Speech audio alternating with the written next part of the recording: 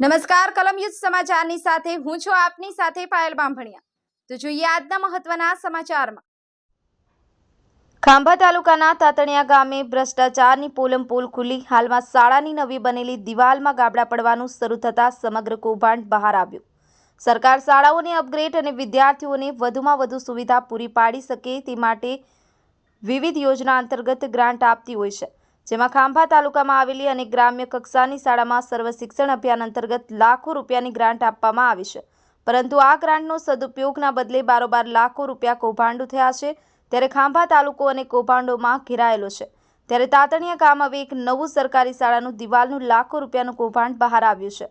ખાંભા તાલુકાના તાતણિયા ગામે ભ્રષ્ટાચારની પોલમપોલ ખુલી। હાલમાં શાળાની નવી દિવાલ બનેલી દિવાલમાં ગાબડા પડવાનું શરૂ થતાં સમગ્ર કૌભાંડ બહાર આવ્યું।